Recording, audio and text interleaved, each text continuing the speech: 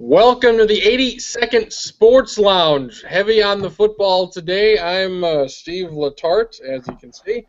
We've got Charlie Hildebrand and Nathan Stack, and others may join later on.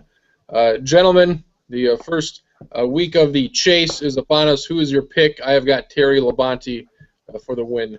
Anybody want Dick Trickle or anybody like that? Brad Keselowski for the win. I always vote Sterling Marlin. It's unlike Stacking to take the favorite. He usually takes the underdog. I will take Jeff Gordon as well. You know what? If there's one guy in NASCAR that I will cheer for, it's Jeff Gordon. A lot of people hate Jeff Gordon, so that makes sense. You would not fit in well in the South, Stacking. You're right, because I'm skinny compared to them. Jesus Christ.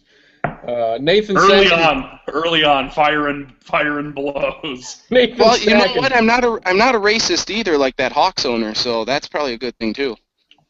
Nathan Stacken did take Florida State, so yet another underdog in which Stacken going out on that limb there. I heard a rumor. Charlie Hildebrand, can you confirm or deny this rumor? I heard the Big Ten had a poor week in football this past week. Is this true or is this false? It was pretty bad. It wasn't good. It could have been worse. Nebraska and Iowa could have lost. They didn't. They found a way to squeak out wins over those lights-out opponents in McNeese State and Ball State they were playing. But are you telling me Middle Tennessee State is not a good program that Minnesota beat? Right in time. They're not great. But Minnesota. Oh yes. Minnesota kind of looks like one of the flag bearers for the best win now. Is you my computer or? I have mine. If nothing you can try it, see if the echo's bad. I don't know. Special guest on the way, special delivery from the pizza man here. Yeah, like you said, it could have been worse because Nebraska actually won. Illinois looked like shit. Penn State, that was a god-awful game. Which one was the worst, Mr. Stack, and which one made you want to punch yourself? Oh, I don't know. How about Michigan, Notre Dame? I mean, don't get me wrong. I always like seeing Notre Dame, or I like seeing Notre Dame blow the doors off of teams like Michigan, who gets way too much hype. But Devin Gardner is something that's less than to be desired if you're a quarterback at Michigan. I think the biggest loss for the Big Ten is Ohio State, and it's not even close. Michigan wasn't ranked. And, you know, Notre Dame was favored to win. They're ranked. I don't think anyone's surprised that Notre Dame won. It just looked really bad. Ohio State's ranked in the top 10, lost to an unranked Virginia Tech team that'll probably finish 9-3. I think that's the Virginia Tech's a good football team, though. I said they'll finish 9-3. That doesn't mean they're bad. They're not ranked, though, and ranked teams aren't supposed to beat top 10 teams or unranked teams aren't supposed to beat top 10 teams on the road. I think if we want to look at terrible losses, then is Northwestern losing to Northern Illinois a bad loss? I would argue no, because I think Northern Illinois is better than Northwestern. In terms of conference pecking order, I don't think it really matters what happens to the bottom 3 or 4 teams in general. If Kentucky looks bad or Wake Forest looks bad or Cal looks bad, I don't think that really matters what the conference is. It's the top 6, 7 teams, and that's where it really matters. And losing at home to unranked Virginia Tech, I think, is the worst thing that could have happened for the Big Ten yesterday. The Michigan State loss to Oregon isn't a good one. I think some people are making that out to be worse than it was. It was a close game for the most part. Oregon's phenomenal at home. They've only lost 2 home games since 2010. I mean, I'm not going to sugarcoat it and say it's good that Michigan State lost. It's bad and it's not good. But I think that one's kind of more reasonable. I think the other 2 were much, much, much worse. Hi, everybody. I think that if there was a bad loss for Northwestern, it was last week when they lost to Cal. I mean, that's when, if they were going to prove something to people, they would have done it last week, and they didn't. I think Northwestern's not going to be very good. I think that's been shown so far. I would say the Nebraska one is the one. That was the first one of the day.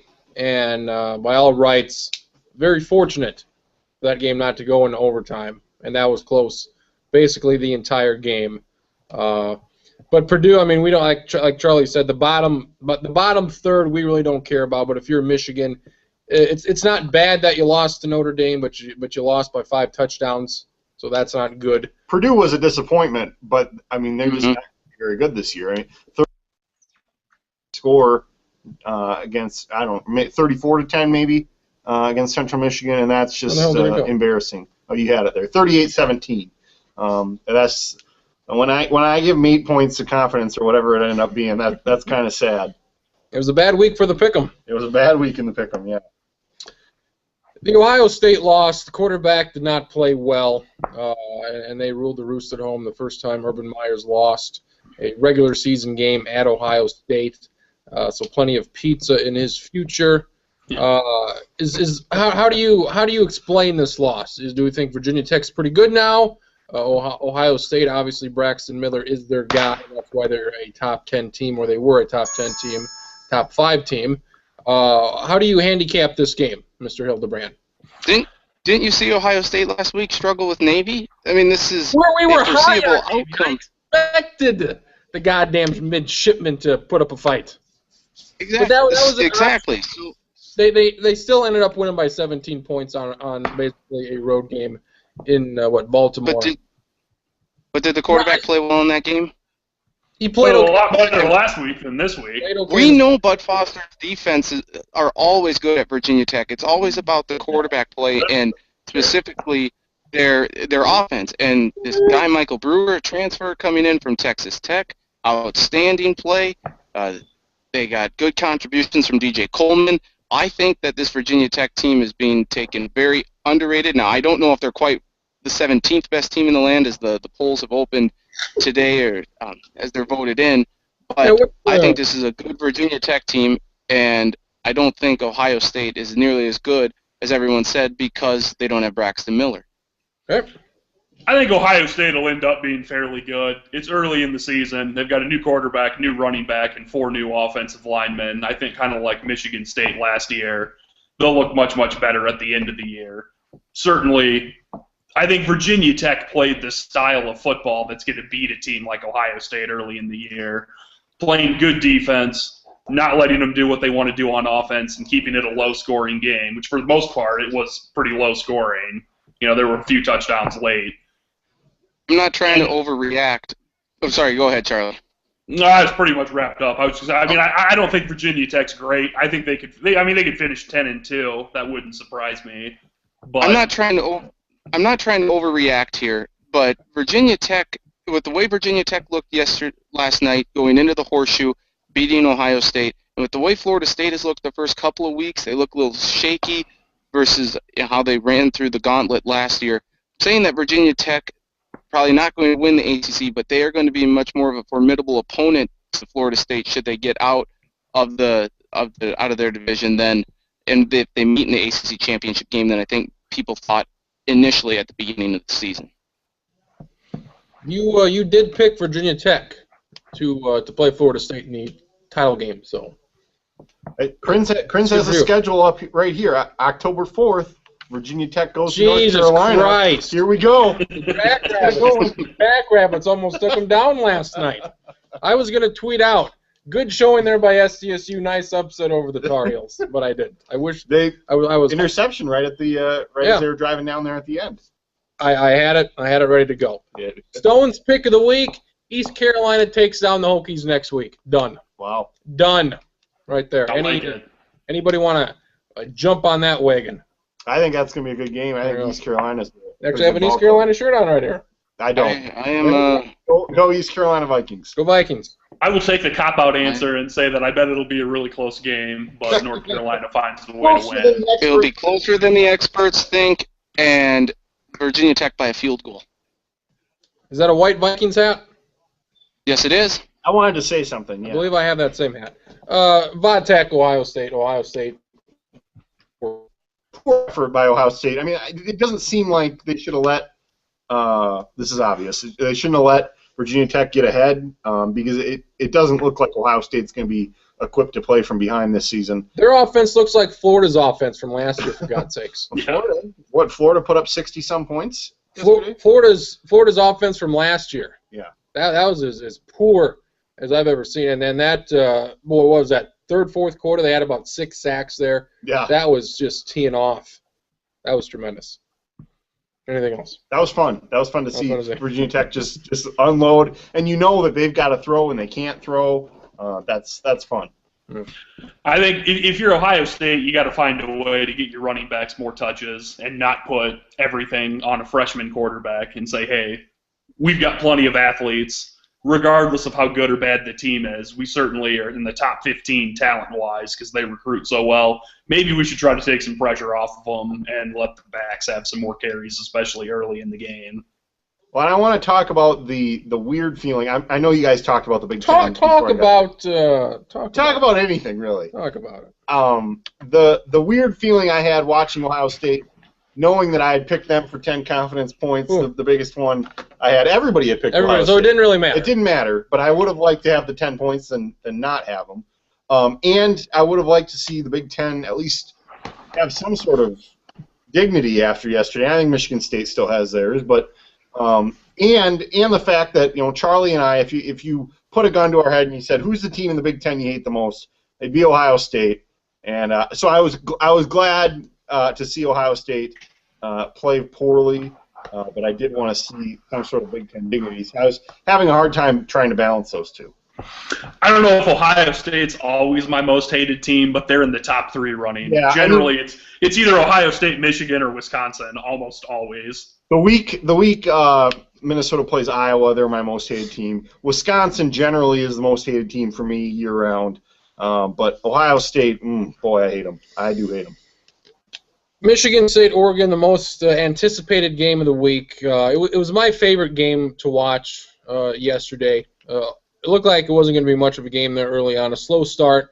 Oregon got off to that 11-0 lead. Then Michigan State comes back, a goddamn 27-7 run. I was like, God damn it, Michigan State. They're going to pull this one out. And the bed shitting began there. They did not score the rest of the game. What do you got? 4 straight touchdowns here to end the game. Very impressive showing there in the second half for Oregon. It really was. First 15, 20 minutes, not a lot happened. Michigan State dominated the middle portion of the game. Oregon dominated the end of the game. Oregon, they're my number 1 team. They obviously have the best win of anybody. They jumped somebody in the polls, number 2. Alabama. That 41-0 win, which I watched way too much of Alabama play, whoever the hell they played. Florida Atlantic, who lost to Nebraska the week before, who then struggled with McNeese State. I watched way too much of that game, so thankfully I got called early. But I think it was Michigan State impressed me. I'm still weary of Michigan State, that all defense, no offense. But their offense played quite well there for a good 2 quarters or so. Well, what I'll say is that Connor Cook, I still think he's one of the better quarterbacks in the Big Ten. You still have Jeremy Langford, who had a decent day. I don't know what the numbers were for Langford. And their defense, had them in that game quite a bit, but you can't let off the pedal against Oregon, and that's what happened. I mean, you have to stay on the pedal against. The way their defense was going, Oregon, it's that one game every year, whether it's Stanford, whether it's in a championship game, that one game every year where they do not play well, and this early on looked like this was going to be one of those games. They only had 18 points here through the first 2.5 quarters. So and their offense was not running well, and all of a sudden, those last that 5-minute stretch there, end of the third, beginning of the fourth, they scored 3 touchdowns in 5 minutes. That was quite amazing. So Michigan State I think that was a solid showing for them. They're still in the race here. I believe they're the best ranked 1-loss team. And Oregon, they should be a few weeks here before Oregon gets tested again. Your thoughts there, Oregon, Michigan State? I think, I said earlier, Oregon's only lost 2 home games since 2010. They're really good. I know a lot of people were comparing Michigan State to Stanford, saying Michigan State, with their really good defense, might be able to kind of slow them down, because Stanford's done it a lot recently. One thing I had to look up quick to double check here, but one thing that everyone always forgets, Stanford finished the regular season with only 1 loss in 2010 and 2011. Like Stanford teams that finished ranked in the top 10 that were loaded good, they lost 2.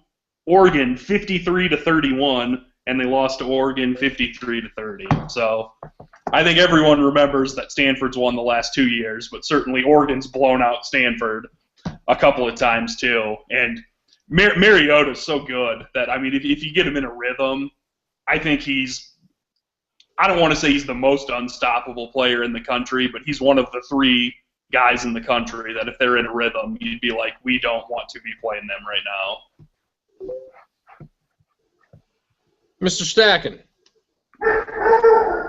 Oh, Hildebrand, calm. Is that you? Or is that dog barking. I like that. That tells you he's serious. No. Probably sees another dog outside. We'll get to Tennessee in a bit. Tell him to calm the hell down. We'll get to them in Georgetown.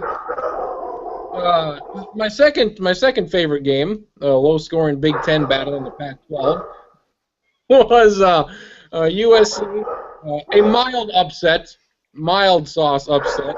Take care of that there. Okay. Against Stanford, 13-10, win over Stanford, that big, long field goal there, nearly a 50-yarder to win the game. I picked USC to win their division, the South Division of the Pac-12. I think they're better than UCLA. UCLA, very impressive. Beat a very good Memphis squad and Derrick Rose by 7 last night, tie game in the fourth. So they're battling. They're battling. I hope Texas kicks their ass next week because Texas is no good. But yeah, because Texas yesterday against BYU. I mean, they had Fredette. How do you stop them? Not sure how you stop them. But USC, they won.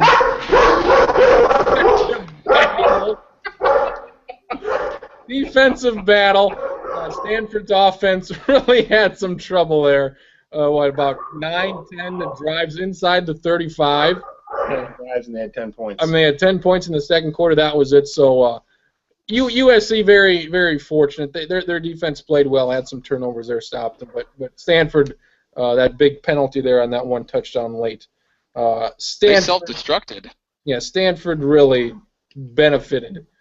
Really, I don't want to say gave the game to USC, but I don't want. Tony Romo garbage touchdown update. Yeah, I don't. No, this is important. This was important. I don't ever like to give David Schottenkirk or his teams any more credit than they deserve, but USC's defense was very impressive yesterday, despite the terribleness of old Stanford inside the 30-yard line. Kevin Hogan.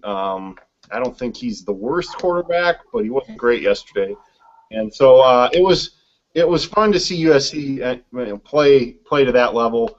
And he's obviously geared up for the big game next week at Boston College. He's been talking about that for a while, really, yeah, he has. Oh yeah, he's going. He's going to that. So that's right. I mean, that you got to beat that one. You do have to beat them. So it was a good showing for USC. That's a game that was kind of a swing game for them, in a lot of ways. And so you get that win, you knock out a couple more teams here. They should be 4-0 when they go to or when they host Arizona State October 4th. So I think they're in good shape. Their offense is going to have to improve a little bit, but I'll be curious to see how USC goes forward. UCLA at Virginia 2 weeks ago or 8 days ago. If it wasn't for their defense, they lose that game by 3 touchdowns. The offense showed up this time. The offense showed up this time. The defense did not. Memphis gives them a game, and Memphis is no good. UCLA, it's been 2 different problems each week.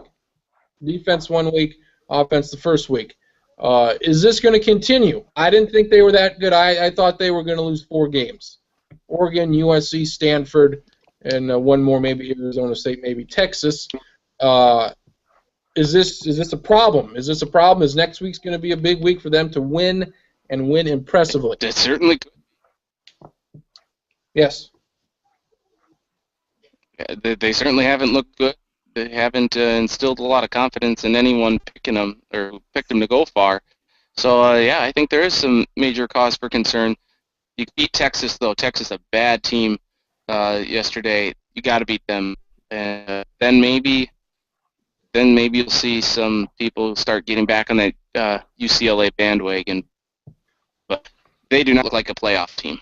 When we did the college, when we did the preview, it was me and Charlie. We picked USC to lose to Oregon in the conference title game. Explain to me again what we saw to where people's picking them for the playoff, all this stuff. What did we see? They were like, well, don't go nuts. For me, it was that I think Hundley's really good. I think he's going to be a first-round quarterback, but their offensive line's not been good, or they weren't good last year. And I think one thing, I'm going to call it the Phil Steele syndrome, just because everybody's back. If they weren't good, that doesn't necessarily mean they're going to be better the next year.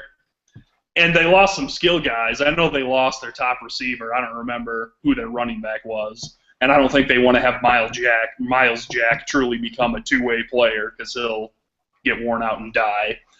And I just think, ultimately, I think they're talented and good, and I think they'll be about as good as they were last year. They'll win 9 or 10 regular season games, but I just didn't think that they'd win the division. And they've got a brutal schedule, too, the rest of the way in conference. I wish you wouldn't have brought up Phil Steele syndrome, because I know people that have perished due to that, and it is pretty terrible. It's gruesome. There's no cure for it, really. Good. It's not good. Pat Hayden coming down from the sideline, USC athletic director. I didn't think it was a big deal. Apparently, this is the biggest deal since the bomb in Japan.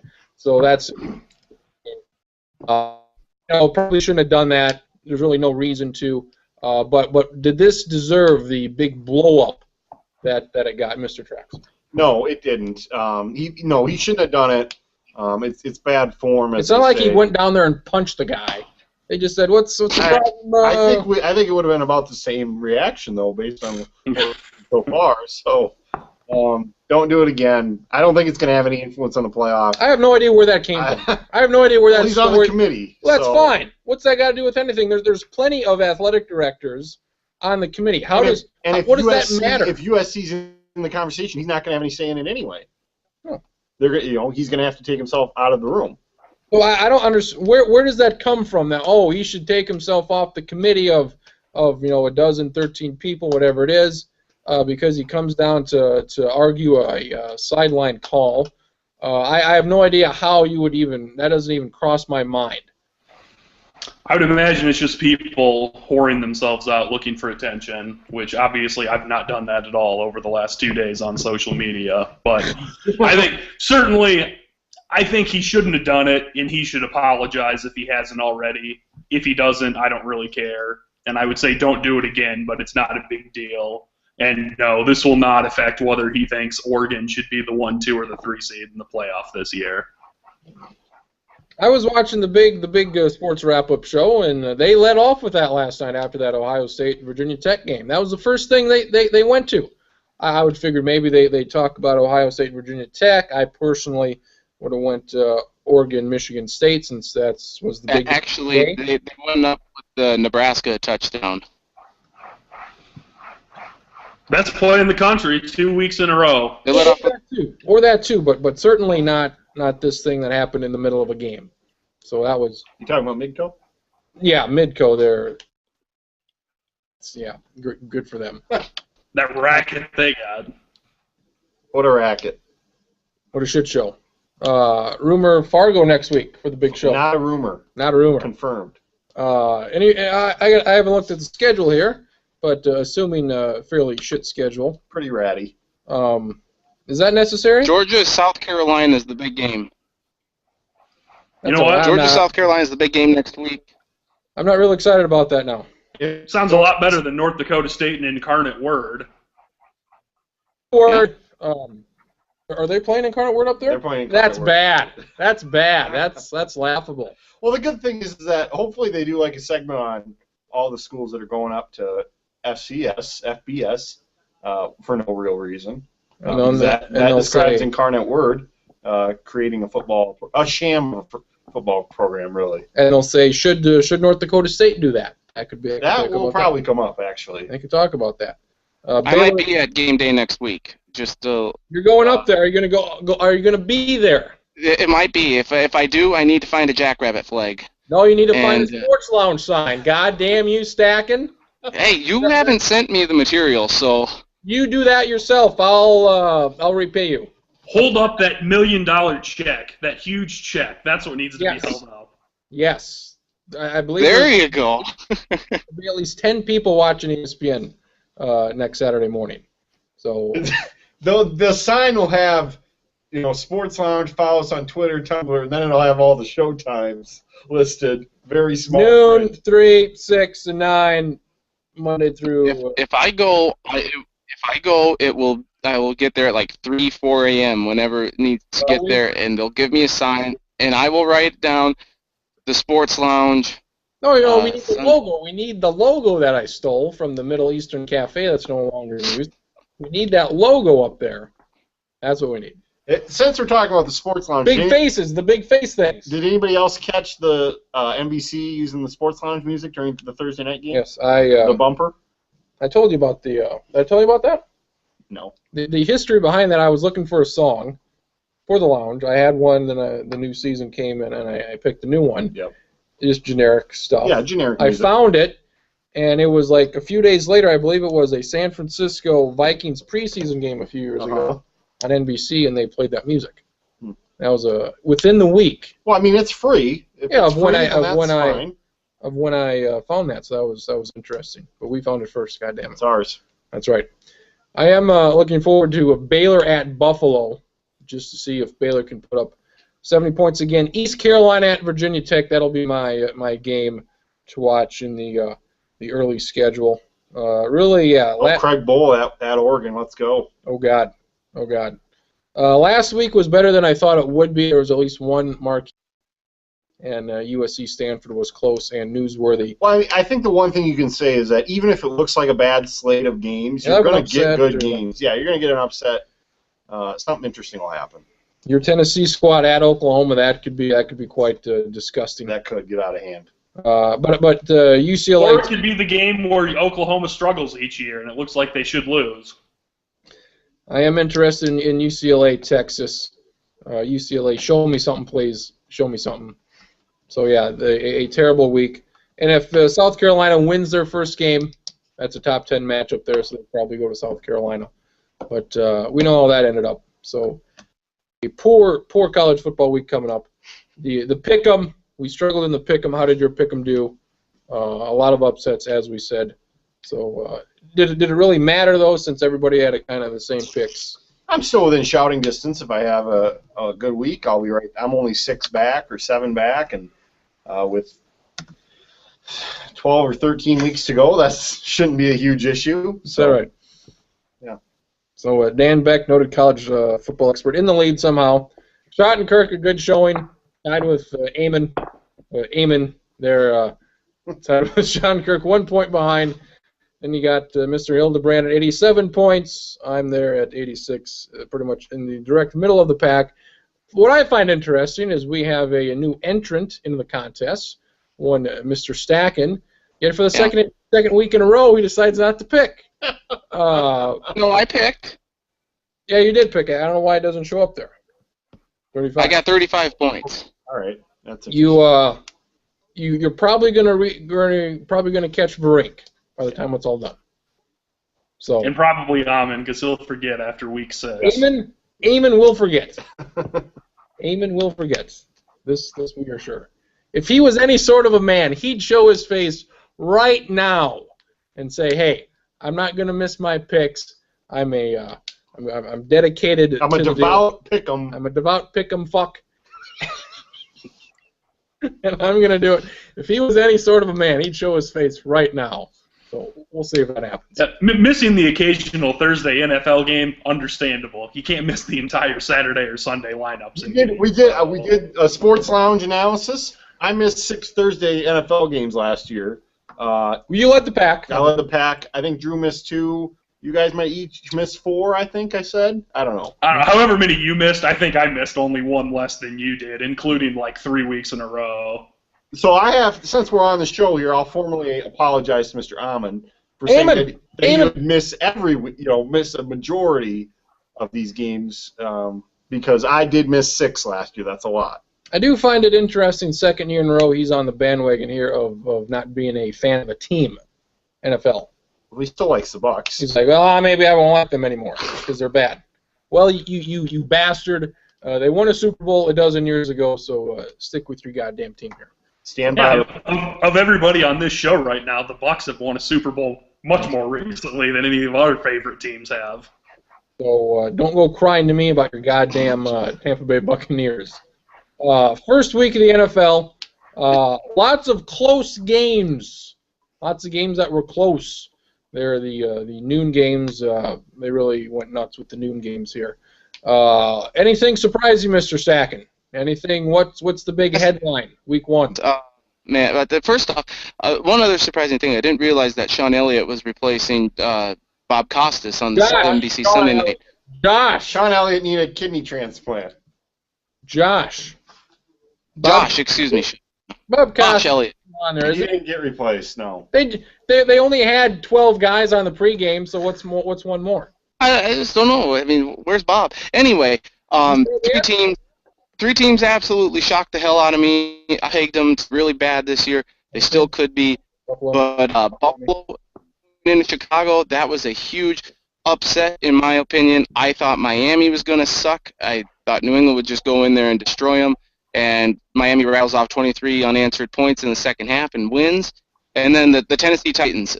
I know Kansas City doesn't have a great receiving core, especially with Dwayne Bowe suspended. They were going to be in for a down year this year anyway.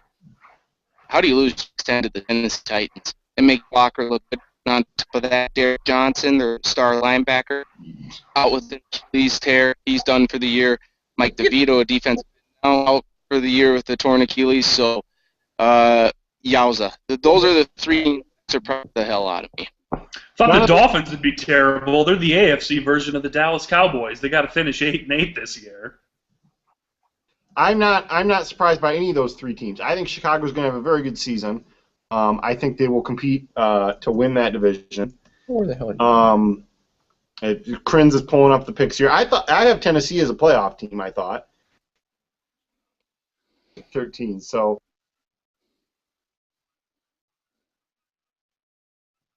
I think Miami will be a very competitive team. Both at 9-7, and so you did have Buffalo at 2-14. Yeah, so that's a bad call. Well, we'll see. Explain this Tennessee. I don't think Tennessee is going to be any good. No. I mean, I don't think they're going to, win. I had them, what the hell did I have? 5-11, tied with Jacksonville for last place. So, I mean, Jake Locker's below average. But what did you have? Like 3 wins, 4 wins, or how about? I had 3-13. I had 3-13 Titans. What did you have? Kansas City. 8-8. I had Kansas City at 8. I mean, Kansas City. That just ain't gonna last. Ain't gonna happen unless their defense is really good. It's not. So Carolina, their defense really good today. I don't have the picks in front of me. I picked every game to try to figure this out. The sheet.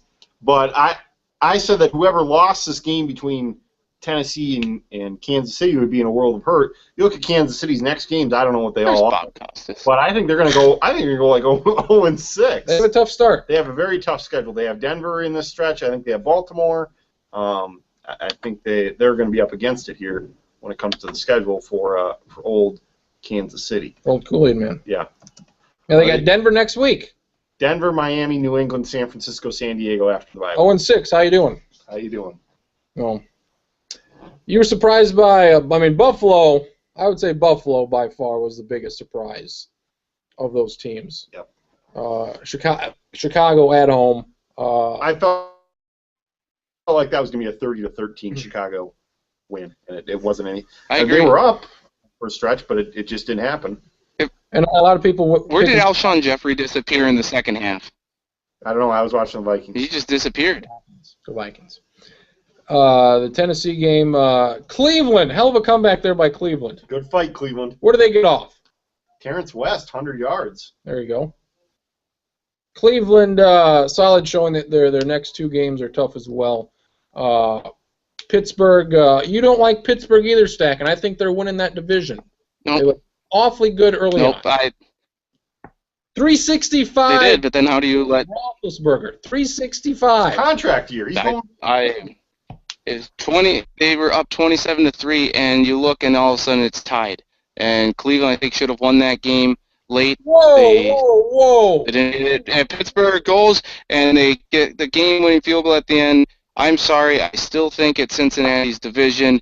I don't know, so day for them. Andy Dalton didn't look very good in the first half of their game.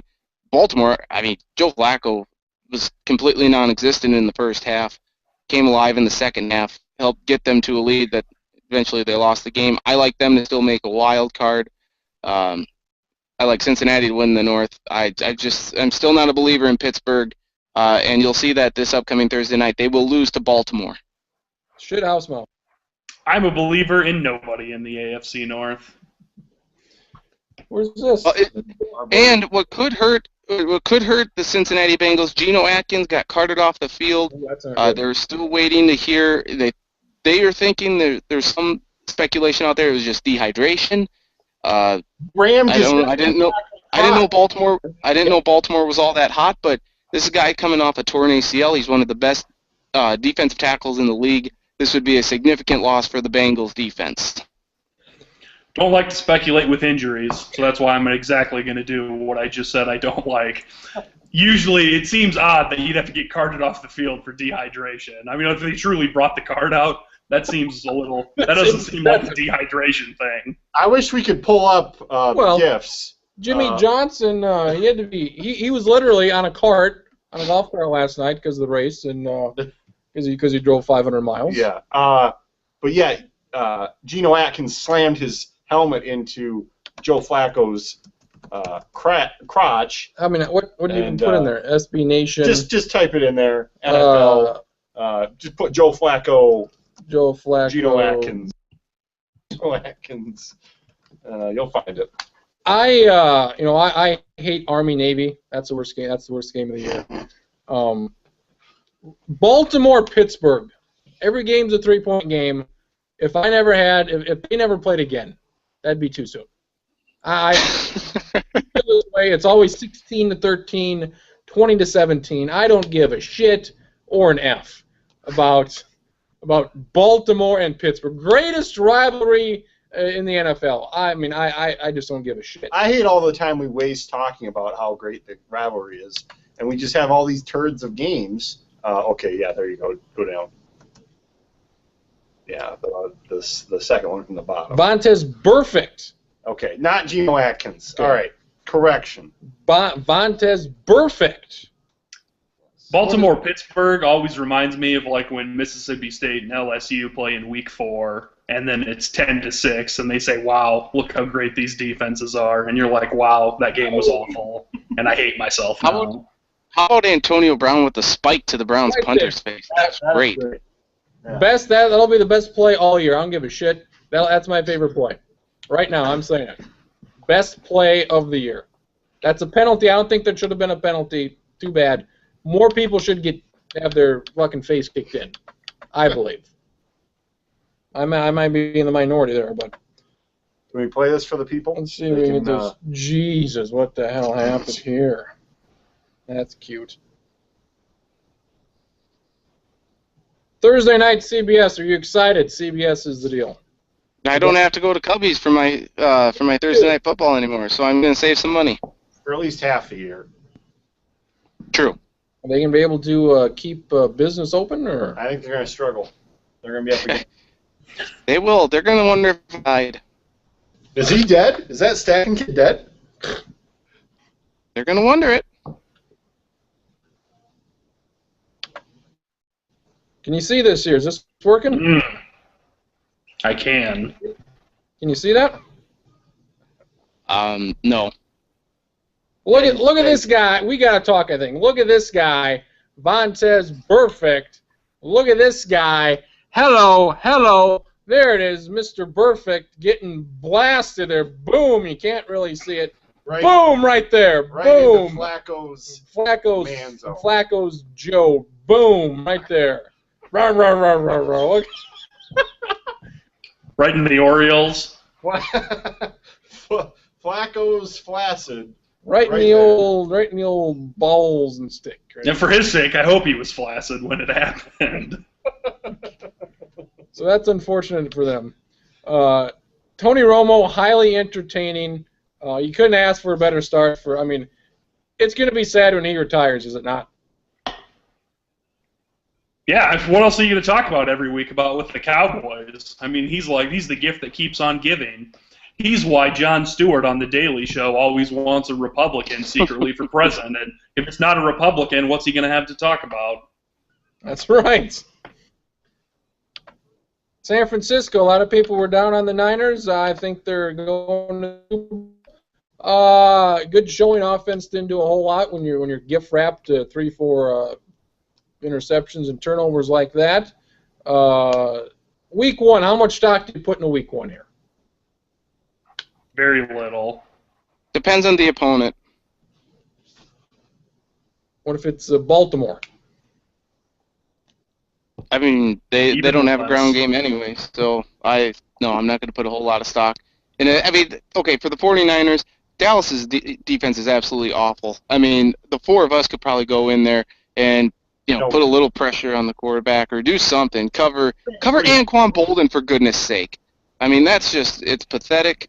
I don't think we do so well against the 49ers offensive line. I don't think we're going to get much of a pass rush. What position would you play? I'll be a I linebacker. could literally only be a 3-4 defensive end or a nose tackle. There's no other position I could even remotely play. How about I'll offense? be the deep safety. How about offense? Long snapper. Stacking. You know what? I could see myself being the kicker and the punter. How about on an actual offense, not special teams? Offense. You know what? Yeah, I know. I will be the we'll go tight end. I will be the guard that tries to cut block everybody and routinely gets jumped over on the way to sacking the quarterback. Good. Fullback. Terrific. The Vikings won. They looked impressive. The offense was bad the first half. The offense was better the second half. The defense was tremendous the entire game. They're playing St. Louis. The Super Bowl. Book St. your Louis tickets now. St. Louis Rams, who were a 3-point favorite in the game, which they beat on the road. So that's good to see. You said last time I looked, this impressive defense was Houston late in the year 2 years ago. I was looking at the schedule last year. They had 5 wins? They didn't win on the road. This is their first road win, I believe, since that Houston game. So if you lose 8 games in a row on the road, I don't give a shit who you beat on the road. I don't care who. They were the favorite, for Christ's sake. They were the 3-point favorite. People thought, it was basically a toss-up. Yep. Sean Hill didn't matter. Sam Bradford. I can't believe they went into this game with Sean Hill and then nobody. Whoever this guy was that came in the game as a backup, I cannot believe they went into this week with you've been out without Bradford for 2 weeks. He still hasn't had surgery. And this is the way you're going into the season opener. I think there's a lot of blame to be put on old Fisher. Jeff Fisher. Yeah. Case Keenum. Picking Fisher to be the first coach to be fired doesn't look so bad as it did 2 weeks ago. I was going to tweet this, and then I'm like, oh, it's a long game. But he did the interview with the sideline lady before the game. I gotta go. Oh, he just looked exasperated. He looked like coaching this team was a living hell, and he just looked exhausted. And even my mom, because I watched it at home, my mom's like, well, what's the matter with him? He used to be skinny. He looks like all fat and tired. Looks like hell. I got him at 4-12 here, so that's pretty good. I don't think they're going to be very good. I think they'll get a lot of sacks on 3rd down, and that'll be about all they can hang their head on this year. And just out of curiosity here, is Sam Bradford really does he help himself by not playing this year and the Rams struggling as much as they do?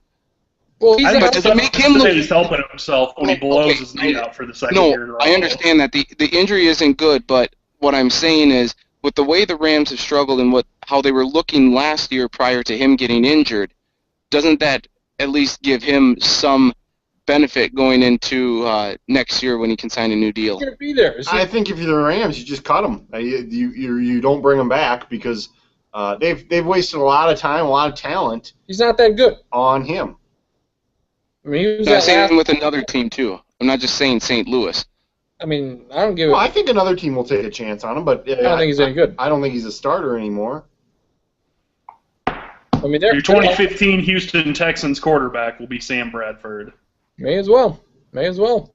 They got Case Keenum. They picked him up. I think he'll be playing soon. May as well. Yeah, I have no idea who that guy was. Probably from a MAC school. The guy they played that day. Southern Miss. Southern Miss, close. First guy since Brett Favre Nice. to be a Southern Miss grad and throw a pass or Nice. get a completion. So Favre graduated. Favre, well, he went to school there. Good for him. They should probably go scout Hy-V's to see if they can find a good quarterback. Here you go, Kurt Warner. You bagging groceries? Hey, that was a good catch of that loaf of bread. You want to give this a shot? You got good hands.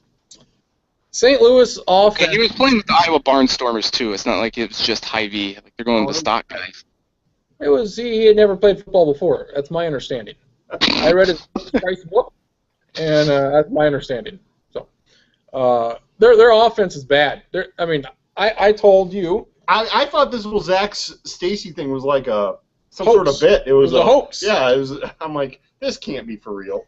Everybody's talking about how he's a top 15 fantasy running back. That goes to show you how bad running backs are. Cut that shit. Yeah. Somebody like Eddie Lacy's my fifth pick, and Eddie Lacy, whatever. He's good running back, but He's fine. He's not. He shouldn't be the fifth pick no. in a fantasy draft.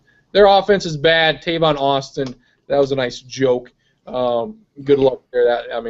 Go blow yourself there if you think he's ever. Well, okay, that's why I say it's a great win for the Vikings, and I'm not trying to rain on the parade, but for everyone who's now saying, look at how good the Vikings are, they were playing a very bad Rams team. They don't have anything on offense, and I thought, yes, defensively you have a good front four, you can pass rush, but the Vikings have enough offensive weapons, and I don't think a lot of people nationally looked at what Norv Turner does or has done with this team in the preseason and what Coach Zimmer brings, a new style of defense, and thought that they could do much. I thought they could. I just don't like their early season schedule. So this win does not surprise me, and for everyone who is saying, oh, look at the Vikings now, they could compete with the NFC North, stop it. It's way too early for that shit. Well, think about it next year. It's surprising. I got them at 9-7, just missing the playoffs. My official prediction. It was surprising that they won by so much. I didn't think they'd win by 28 points. What did I say? 23-0. That was your. I thought they would shut them out because their offense sucks, and outside of 2 field goals, they shut them out. Outside of 1 field goal in the final 2 minutes, they shut them out. So 5 sacks. I'll look and see what I put for him. I had 24-19. I thought they'd move the ball a little bit more. The Rams. I think the offense was about what I expected. I didn't think they'd run Patterson as much. I thought they'd get him the ball. They should have ran him more. I thought they'd give him the ball in the passing game more. He'd be a target, but you certainly can't argue with 100 and some yards rushing and a long touchdown. So I'm pretty impressed with somebody finally getting an idea of giving him the ball because obviously they couldn't have done that early on next year because he didn't have any hands. So he was an amputee. Well, and what I will say is that's something that just is a catch St. Louis off guard thing. I don't think that's a long-term way of getting him to score touchdowns. They did it last year. It's effective. I've said many times he should run the ball 5 times a game at least. Get 5 carries a game. They did 3. If you put him back there, obviously teams are going to pick up on that sooner or later and say the only time he's back there is when he gets the ball. So figure it out. It's not that goddamn hard to figure out. But even at the end of that run, he should have been tackled 4 or 5 times. Should have been tackled at the 10 or 15, broke tackles. So you just give him a little bit there. And, he probably should have taken a knee on some of those kickoffs, for God's sakes. He's 9 yards deep on the opening kickoff. He'll probably break 1 or 2 this year for 105, 6 yards. So offense was good enough. Adrian Peterson didn't do much. But New England next week, I'm not. That's your true test, I think. I'm not concerned whatsoever about New England. Let's put on the jock straps. Let's see what the hell happens. I don't think receiver-wise they're anything to scare you with. Tom Brady's just scared of Julian Edelman. Not exactly. Tom Brady's not a top 5 quarterback. Honestly, he's probably not a top 10 quarterback. Wow. What didn't Charlie say last week, or probably last week, and people agreed? When his decline is going to come very quick. It's going to be off a cliff. Is that what you said, or who said that? I remember we were talking about that. I thought that both quarterbacks, both Manning and Brady, I feel that they way. would just all of a sudden they're going to look good. They're going to be all-pro or Pro Bowl quarterbacks that are going to look fantastic, and then it's just going to go off and it'll be done. It'll be like the power forward that can't bang down low, and all of a sudden he can't jump athletically anymore in the NBA. They're just done. I feel like Manning is just going to drop off. I felt like Brady would be a Or little bit more gradual. I think Brady's going to go boom. I'm not sold on that now. I think it might be a quick decline. I still think he has a year or two before it really does go on him. Last year was probably his worst year. Yeah. Since first couple of years when he wasn't the premier quarterback that he turned into. Mr. Hildebrand, your Dolphins pulled off the home upset here. 2 wins in a row versus New England now. Them and the Jets and Buffalo. Obviously, everybody expected the New England and Atlanta and Buffalo and the Jets and the Dolphins tied for first. Traxler's got him in the playoff. Stacken's got him picking with the first pick. You've got him 8-8. Got a wide variety here of where we think Miami's going to be. I have Tennessee in the playoff. Miami loses out on a tiebreaker. Okay. I don't have Miami as the number 1 overall pick. The number 2 pick then. Sorry. Top 5. Who do you have picking 6th, and who do you have them picking? Don't know. Okay. I haven't projected that far out yet. Okay. But Miami won, surprising there, and a come-from-behind win at that. Tannehill, not all that impressive, it looks like. But Moreno, that was a good job for Moreno there. That was surprising. Yeah, he looked pretty good. I thought he'd be an okay addition. I thought he kind of probably looked better than he was in Denver because of everything else they had there. But he played pretty well, and so it'll be fun seeing him be good this 1 year and then have him not be in Miami anymore. A 23-0 run to end the game. That's impressive. Just like basketball, a run. A run. Yeah. A lot of teams in Miami are great at going on those long runs. I didn't think they'd win. I thought at home they'd be able to keep it close, but when New England went up, I don't remember the exact score. I think they were up 10 at halftime. 2010. And I thought that they would end up, winning by 3 to 7 points. Did not expect the run at the end there. That was good, and I'm glad to see it. I'm not going to put the Dolphins in the Super Bowl after 1 week, though. That makes one Maybe of after 2. Brady, 29 of 56. That's not good. According to my math, that's just over 50%. You can cover Gronkowski. I think this team's, I'll say 0-2 start for New England. I actually looked forward to the Vikings playing defense more than offense. I was like, God damn, I want to see these bastards rush this quarterback because they are getting after it. Yeah, Josh Robinson even come up with the pick. I'm like, oh, this guy sucked in the cover 2 scheme, but in all honesty, that's a major reason why. You looked at some of these players and they said, these guys stink. I don't think it was the players necessarily. It was the scheme they played in, which makes this cover 2 look even more dog shit by the day. It doesn't hurt. Harrison Smith coming on the blitz. I like that. Blitz the guy, pick the guy, touchdown, boom. I love it. 70, 80 yards on that. So what was all your guys' favorite part about the Vikings game today? Patterson was fun. That was a whole hell of a lot of fun. And I'd say their defense. I mean, they blitzed early on there. That blitz on like 3rd and 8. They sacked him. It was, my God. Go get him. Go get his ass. Don't sit back. Don't rush 3 or 4. Don't sit back covering 7. They're not going to get a pass rush. They're going to get open. You hold the ball 5-6 seconds. So go out, be aggressive, do something. Harrison Smith, when the hell has Harrison Smith ever blitzed off the outside? Rare. Rare. He just blindsided, I believe it was Sean Hill at the time. I think I like to listen to Vikings wine line when I'm driving after these games. And somebody did call and make a pretty good point that, when they're in the cover 2, like they were with Frazier all the time, a backup quarterback or even a third-string quarterback is going to know where those It's very holes simple. are. It's very simple. Yeah, and so if you can change the who's got who and bring a few blitzes, change the pressure, that can go a long way into causing some sort of disruption. So it's nice to see it changed up a little bit. They're not going to be in the same defense all the time. Yeah. I know I saw something on Twitter yesterday that said they started calling something sad field goals, that if you kick a field goal down 21 points or more in the fourth quarter, it's a sad field goal. And my favorite part of the game was definitely the Rams' sad field goal at the end. I think Vanderbilt was the team that had the saddest field goal yesterday because I think they were down 41-0 and still kicked a field goal in the fourth quarter. Was that after the guy shirt and hat on the field? Get that 0 off the scoreboard there, whatever you can do. But looking forward to next week. I'm not New England. Let's play the game. Are you concerned about New England, Mr. Stacken? Because I am not. I'm not really either, but I think they're. I'm not concerned about Atlanta, New Orleans. That's the way we'll see about that. But I don't know. Maybe they'll get their asses kicked next week. But I'm not concerned about New England. Atlanta's at home. Let's fucking play. Green Bay, strap your goddamn chin straps. Let's fucking go. Detroit, they own their asses.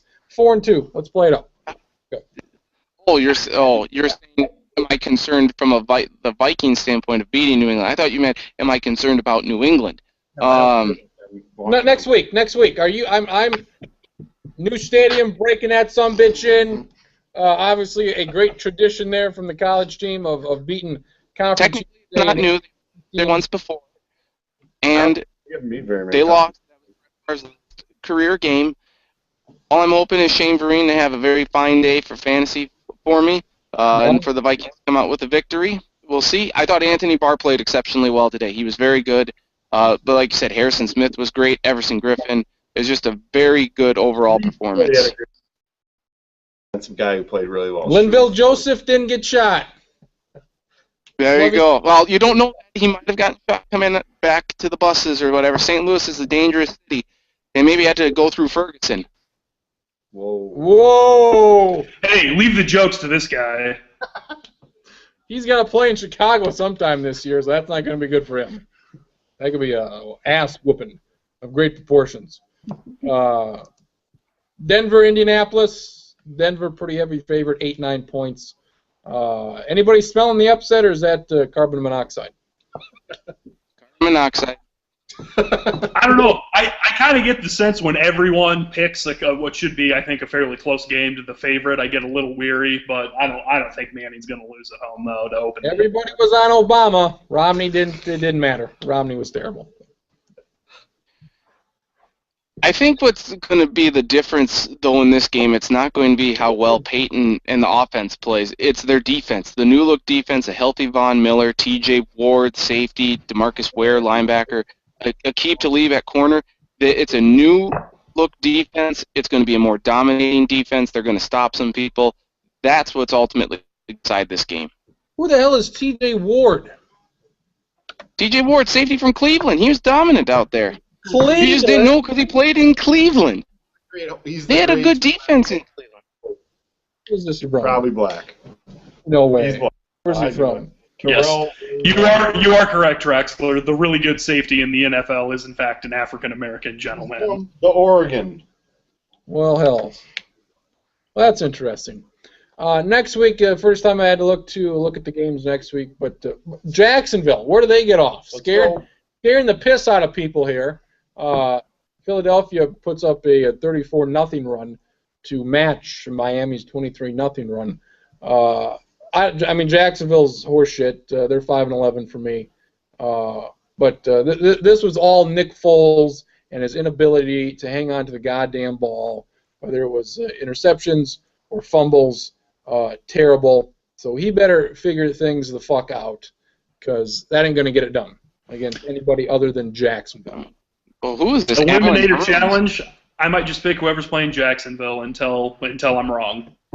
I already lost. I picked the Chiefs today. My luck. I think everybody lost except Hildebrand. Who did you pick? Pick the Eagles to beat Jacksonville. They did win. Save, bacon, save. Yeah, that undrafted wide receiver from Miami. That was something good for him. A career day. We'll never hear from him again, and everybody will pick him up, including me and the fantasy teams next week. Yes. So Well, that's why Jacksonville started to do bad, because they stopped going to him. He didn't have a catch after the first half. They double covered him, obviously. T.J. Ward. Oh, yeah, because who does Philadelphia have to cover this guy? They let him loose all over. I mean, come on. Who's that old bastard? No, he's busy promoting education. Who? Asamoah. He's busy promoting education and everything. Good for him. He went to Stanford. I didn't realize Champ He sucked. I think he went to Cal. Awesome was finished.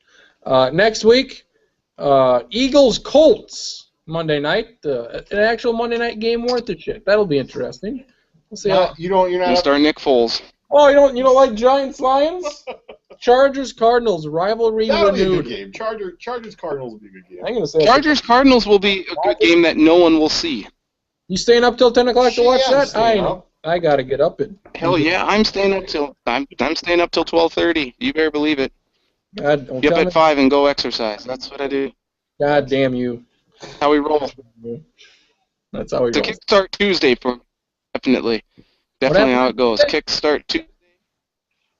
Black happened? Cherry. What? It's gonna be a Kickstart Tuesday for me. Whatever. Oh, he's talking about the drink Kickstart. Yeah. You're gonna die of an overactive heart stack. Don't do that. Eat more grapes. Well, I'll die of a Coke or something. Yeah, that's for sure. Okay. Yep. Next week, Seattle at San Diego Seahawks. You're done. I got San Diego there. I won't pick them, but I'll say San Diego's there. Saints at Browns. Saints 0-2. 0-3 coming to Minnesota. How about it? How about that? Cowboys at Titans. That's got Titans written all over it, man. 2-0 Titans. 0-2 Dallas. Jacksonville at Washington. Don't give a shit. Dolphins at Bills. That one seed on the line. Do you feel confident going on the road, Mr. Hildebrand? At Buffalo. Not really. I get that feeling. It's going to be like when I was second or third grade, and I'd always watch the Dolphins and the Bills, and the Dolphins would lose by 40. At least it's in. Can I just say one thing? Well, actually, I'll say multiple things. Oh. But Dallas needs to get off of. Dallas needs to get off of national television. They need to get off of their 3 o'clock games where the whole country, except for 5 states in the South, get to see them. Get them off. They're terrible. Get them the hell off until they win 11 games.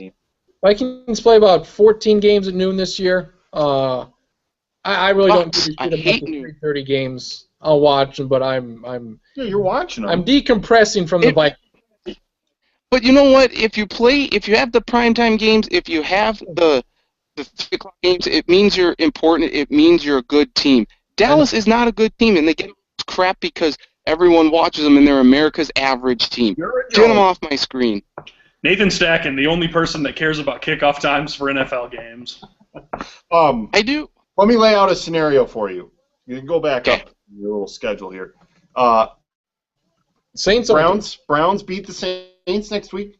Brian Hoyer Not firmly puts a hand on the starting job. Yeah. Cowboys trade for Johnny Manziel. Boom. How about I it? hope it happens. I like it. After they go 0-2, Jerry gets desperate. Almost a Herschel Walker-like trade, and the Browns are set up. Ballsy. I like it. I like it. I think shit could happen here with legitimately Dallas losing at Tennessee. The Saints and the Browns, we'll see, because obviously they cannot play in a dome outside. It just is not possible. Seattle, a slightly above average team on the road. Prove me wrong, Seattle. Jets at Green Bay, no thank you. Texans at Raiders, yum. Bears in San Francisco. Bears will be 0-2. That'll be fun. And San Francisco, 2-0. So some decent games here coming up next week. Is this a big week for any team? Do you agree with any of these upset picks here? I think it's a big week for Chicago. I think after losing to Buffalo, there are a lot of expectations for this team, and things could go south in a hurry if they don't figure out a way to get out of an 0-2 hole.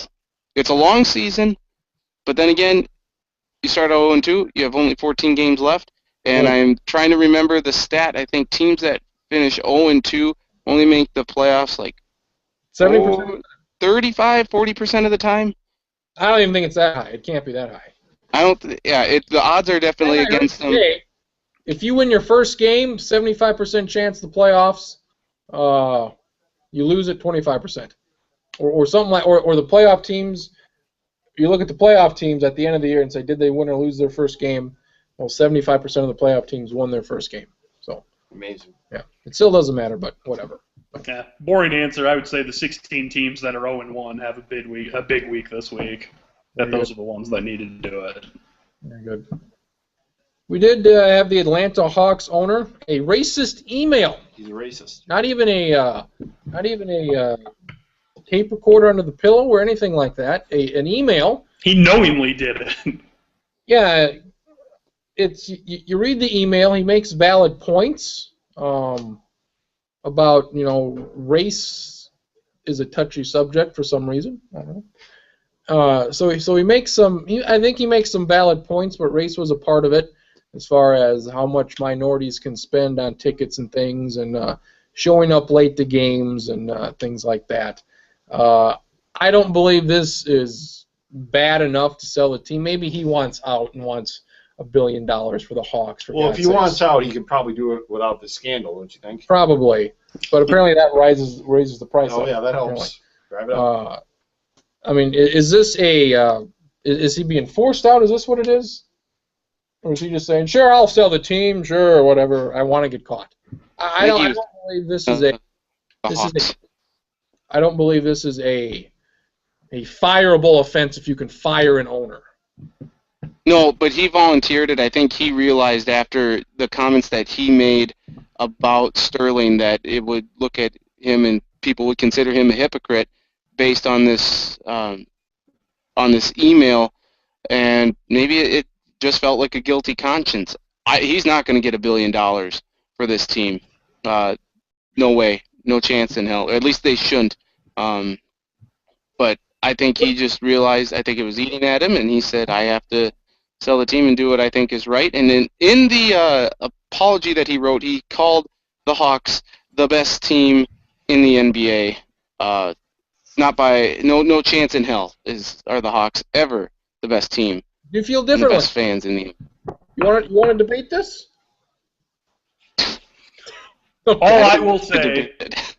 All I'll say is that Hawks owner Bruce Levinson didn't think he was racist, but slowly figured out he was when he realized all his favorite Nazis were white.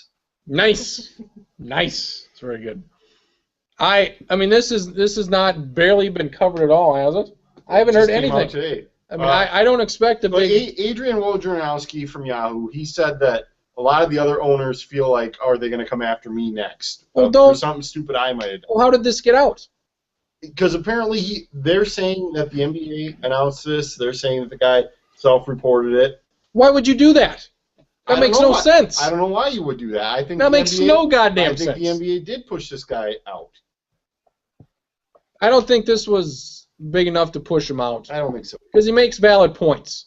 This is not Donald Sterling saying, I feed these guys, I'm basically their slave owner.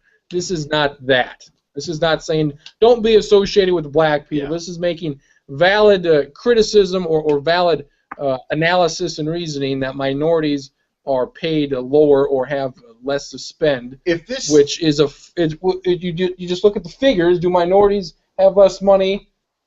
Yes. If this same analysis is being done by the Hawks marketing department, there's nobody's saying anything. Or if it's being done by some scholarly thing. Or yeah, you hire out another firm and they're like, hey, black people don't have as much money to spend on tickets. You're coming to the same conclusions. I also think that it's not as big of a deal, and I don't know if he should have been out. I think he was pushed out. Let's put it this way: if you're an NBA owner and there's info out there that you might possibly be racist? Would there be a better time for it to come out than opening week of the NFL and college football season that weekend? Where everyone will be like, you know what, let's put that on the back burner in segment number 5. Anybody catch those WNBA finals this afternoon? Big ratings. Nope. Did anybody know it was on? Yep. I didn't know that. So yeah, that was a good time for them. Maybe, I mean, it doesn't really matter, but maybe do that in the middle of the week and not on Sunday. So there you go. Anything else you want to get off your chest here? You got the jokes or no jokes? Jokes. All right, they're mediocre. I'm not going to pretend they're great, but I did come up with all these myself. Some of them are to give you a little historical reference, and all these are college football related. You're 2 for 2, Hildebrand, so the pressure's on. Yeah, the Big Ten had an awful week. The last time a historical power had a day this embarrassing, Great Britain told the world it had contracted mad cow disease. It's decent. Very good. Very good. Oregon ended up beating Michigan State.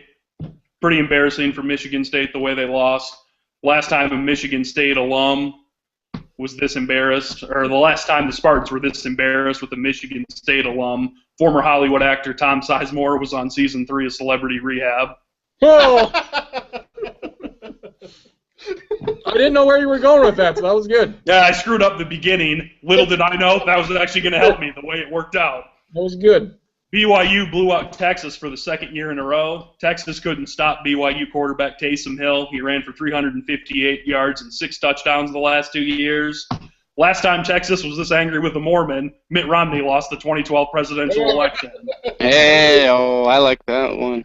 And David Shaw, great coach at Stanford. He will continue to do great things, but he got too conservative with his play calling in the second half. He was so conservative on Saturday that the Tea Party called and said that he was giving them a bad name. And finally, this was the real curveball. What's the difference between Ohio State and Ebola? One causes a lack of appetite, weakness, a sore throat, and could potentially kill you. The other's a football team that couldn't beat a mediocre Virginia Tech team at home. Wow. Oh, that. It's very good. Very good. Well done, Charlie. Very good. Bringing it every week. It's very good. And that's all I got. Like the middle 3, the bookends, not so much. Oh, jeez. You were born in Roanoke. I forgot to alert the crowd after all of these years. You know what? Stack it. If they keep winning games, it won't matter. That's the great thing about sports, is that if you win, everything takes care of itself. There you go. Did you like Okay. Did you like the little Fox box, the little deal? Or are you indifferent to the what? The little thing, the box. It's a little small for me. The score on the Fox telecast. Yeah, it's a little small, but what are you going to do? You could complain. I'm going to write an angry letter. I think the font's a little more readable than it has been in the past. I like that. Good. This is something new. Is this something new? Wood? Some sort of new wood set. It was always interesting to see the new sets. Dude, Bart Scott. ESPN's is garbage. I don't like it. Yeah, it's from Did Tony Dungy say anything stupid about Michael Sam lately? What a distraction that was. What a Jesus distraction. Christ. Jesus Christ. That's so distracting that the Rams got their ass kicked today by the Vikings. And Dallas. He was on the Dallas sideline. that's their- Oh, yeah, that's true. I forgot about that. God damn it. What a poor goddamn teammate he is. That's disgusting. Absolutely disgusting. Big college football a week last week. Nothing much coming up. So the NFL will probably take precedent next week. So get your picks in. Get them in. Any final thoughts? No, go Incarnate Word. Let's see it, buddy. Let's see it. Stick within 50. You're not stoked to see Nebraska travel out to Fresno State, where Fresno State has the nation's longest home winning streak, and watch that game that nobody else on the planet will watch? I am interested to see what Jordan Westerkamp will do. He'll do something amazing. See what ridiculous catch he makes this week. This is a good theme. So for Charlie Hildebrand, for Marcus Strax, right here. Live. Right here, cardboard cutout. Right there. And Mr. Stacken, we appreciate it. Show on Tuesday, 6 to 8. You better believe it. Sports Block 90.7 KSDJ. That is right. That is right. And KSDJradio.com. There you go. So you can stream it live in Mitchell. and Sioux City. I can pull that up. There you go. They got internet now. They just got it, just last week. Good. That's good. Good. I'm Steve Letarte, and we'll come to you next week. I don't know where we're going to be at. You know where we're going to be at? I have an idea. Where do you think? I'm thinking we're going to be inside the sports lounge. Inside.